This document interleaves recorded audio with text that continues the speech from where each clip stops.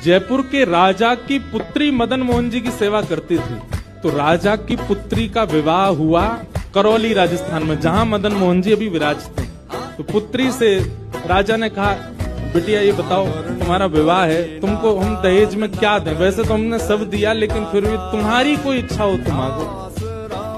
उसने कहा, पिताजी मुझे सबसे ज्यादा प्रेम श्री मदन मोहन जी से है। आप माता जी और पूरा परिवार गोविंद देव जी गोपीनाथ जी की सेवा किया करो। मदन मोहन जी को मैं ले जाऊं अपने साथ, अपने ससुराल में इनकी सेवा करूंगी।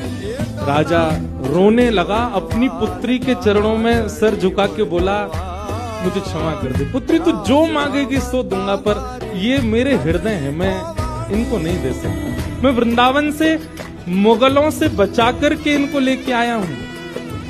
वैसे तो ठाकुर जी को बचने की कोई आवश्यकता, ठाकुर जी कृपा करके आए हैं जयपुर में राजा के ऊपर, पर इनको देख करके मेरे प्राण बचते हैं। एक ठाकुर जी मुझको दे दो। यहाँ राजा की जिद हो गई, नहीं दूंगा। पुत्री की जिद हो गई कि मुझे तो चाहिए, नहीं तो मैं विदाई नहीं होंगी।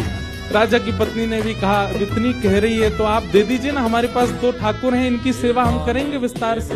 और वैसे भी मदन मोहन जी की पूरी सेवा बचपन से उसने ही की है। तो राजा ने एक प्रस्ताव रखा, बोले अच्छा पुत्री एक काम करते हैं। बोले क्या?